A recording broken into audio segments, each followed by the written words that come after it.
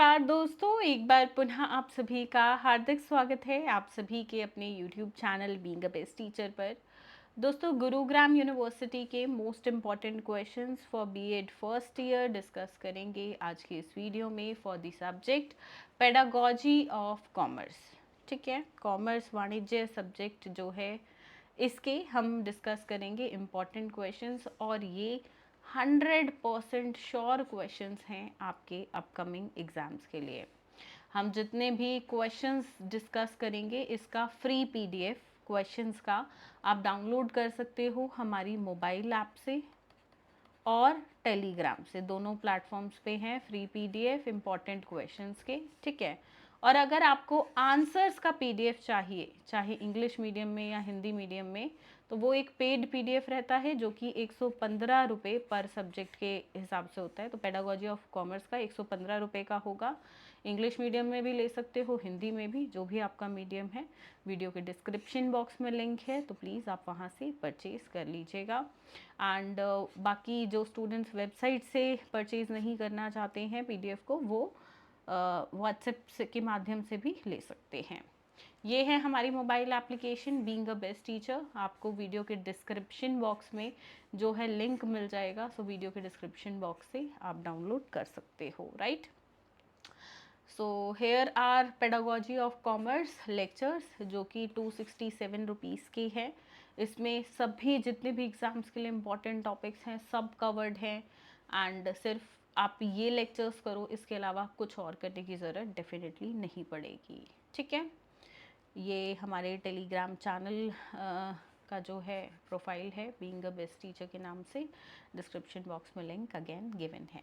ठीक है, चलिए ये सब तो बात रही कुछ एडिशनल प्रमोशंस की। बाकी अब शुरू करते हैं इम्पॉर्टेंट क्वेश्चन का डिस्कस, जिसके लिए मेनली वीडियो है जो कि बहुत इम्पॉर्टेंट है। First is explain the meaning, nature and scope. Meaning, nature and scope of commerce. ठीक है, स्कूल विषय के रूप में वाणिज्य का अर्थ, प्रकृति और दायरा आपको बताना है।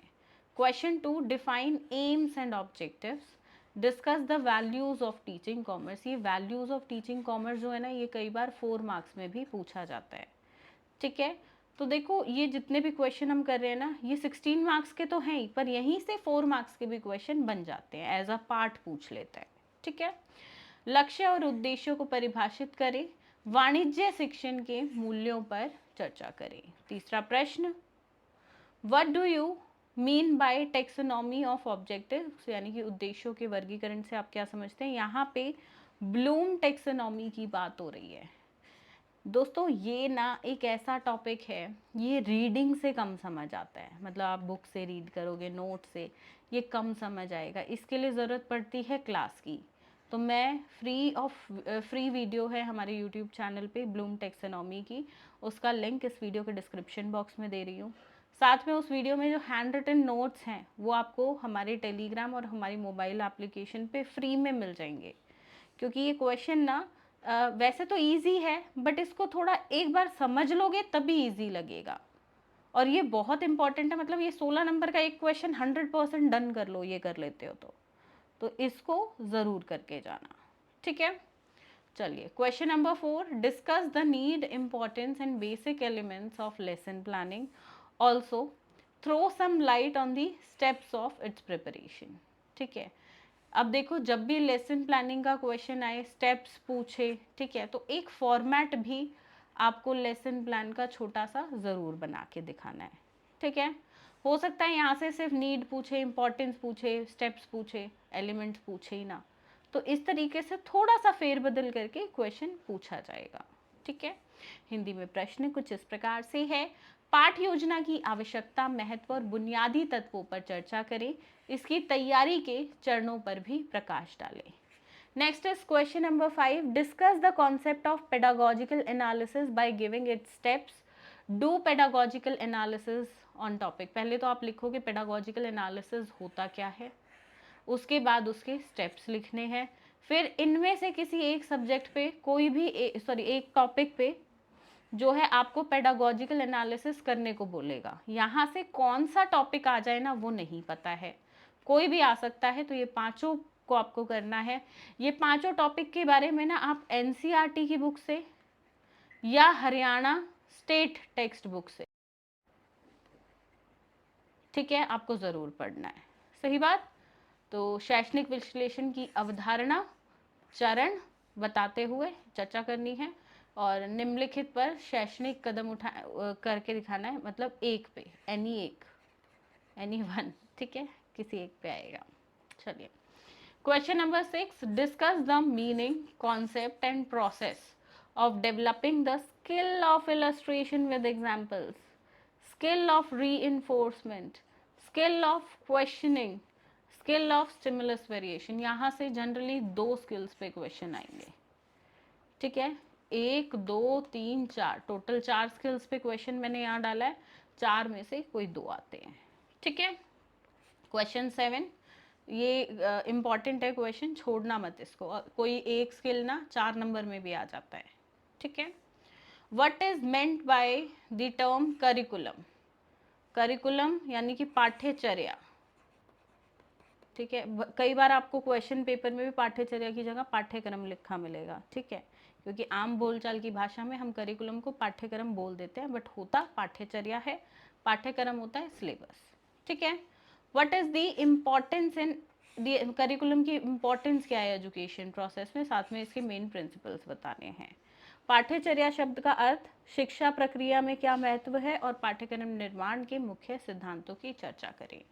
8वां प्रश्न, what do you understand by CCE यानी कि continuous and comprehensive evaluation, right about its importance, needs and process. सतत और व्यापक मूल्यांकन से आप क्या समझते हैं, इसके महत्व, आवश्यकता और प्रक्रिया के बारे में लिखें। 9वां प्रश्न, discuss the concept and steps of constructing and achievement test यानी कि उपलब्धि परीक्षण की अवधारणा और निर्माण के चरण पे चर्चा करनी है। देखो, जब भी ऐसा क्वेश्चन आए अचीवमेंट टेस्ट पे यानी कि उपलब्धि परीक्षण पे, उसे हमेशा ब्लूप्रिंट के साथ आपको शो करना है, ठीक है। ब्लूप्रिंट में टेबल्स बनाने होते हैं 3-4, वो बहुत ज़रूरी है, उससे मार्क्स ज़्यादा मिलेंगे। मान लो 16 नंबर का प्रश्न जो ये होता है, तो इसमें से अगर आपको 10 नंबर मिलने हैं तो 12 मिलेंगे, 2-3 नंबर बढ़ जाते हैं ऐसे, अगर 12 मिलने हैं तो 14 मिलेंगे, इससे ऊपर तो खैर नहीं देती है यूनिवर्सिटी, ठीक है। Question number 10, what do you mean by evaluation यानी कि मूल्यांकन से आप क्या समझते हैं, साथ में इसका महत्व बताना है और प्रकार यानी कि इंपॉर्टेंस एंड टाइप्स बताने हैं इवैल्यूएशन यानी कि मूल्यांकन के।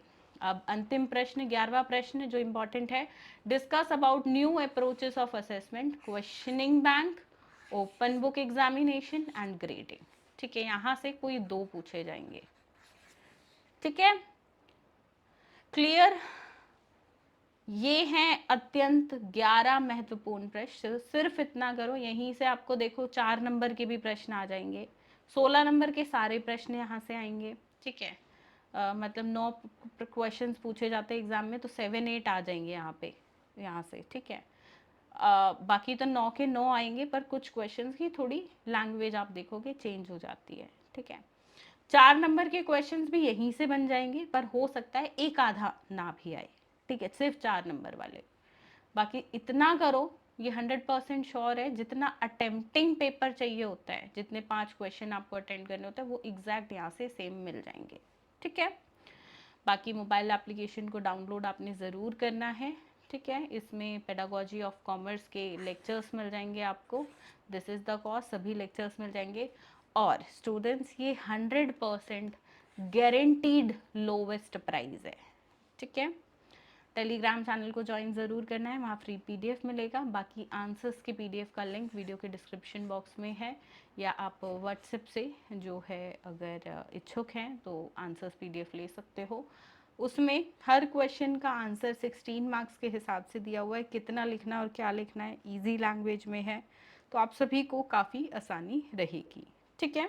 चलिए, thank you so much students, मिलते हैं नेक्स्ट वीडियो में एंड डिस्कस करेंगे दूसरे सब्जेक्ट के इंपॉर्टेंट क्वेश्चन। आपका इस सब्जेक्ट के साथ दूसरा पेडागोजी सब्जेक्ट क्या है, वीडियो के कमेंट सेक्शन में लिखकर मुझे ज़रूर बताइएगा। धन्यवाद, जय हिंद।